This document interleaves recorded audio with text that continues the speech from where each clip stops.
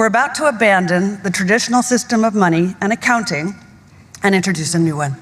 And the new accounting is what we call blockchain. It means digital. It means having a almost perfect record of every single transaction that happens in the economy, which will give us far greater clarity over what's going on. It also raises huge dangers in terms of the balance of power between states and citizens. We are shifting to a new financial system, but the general population is not shifting to a new financial system. It's shifting to a control grid. Cbdc can allow government agencies and private sector players to program, to create smart contracts, to allow targeted policy functions. For example, welfare payment.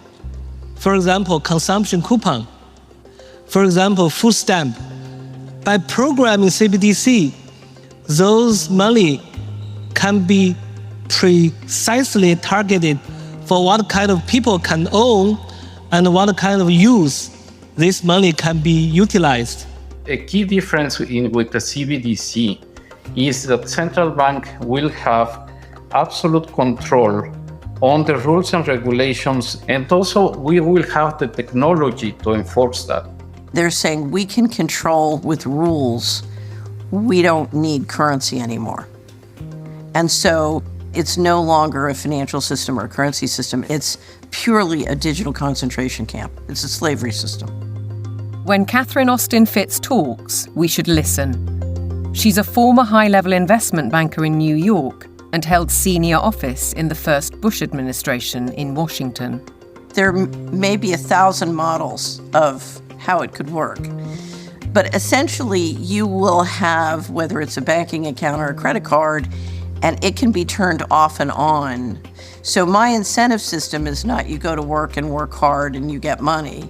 My incentive system can be based on how you behaved in the last 5 minutes, on a 24/7 basis. CBDCs, as the name suggests, would be issued by central banks like the Federal Reserve in America and the Bank of England, not by high street banks. They would signal the end of cash, and every transaction you make would be transparent and held on a permanent database. Crucially, under a net zero regime, your carbon footprint could be at the heart of the system. We're developing, through technology, an ability for consumers to measure their own carbon footprint. What does that mean? That's where are they traveling? How are they traveling? What are they eating? What are they consuming on the platform? So, individual carbon footprint tracker. This can be the infrastructure for a carbon credit system. It's totalitarian control, and if people don't become aware of it now, it's going to be too late to backtrack. In an unknown future, one thing is certain. Digital IDs are essential to the project. If they become compulsory, data on every detail of our lives will be monitored, stored, and monetized. Nothing, but nothing, would be private.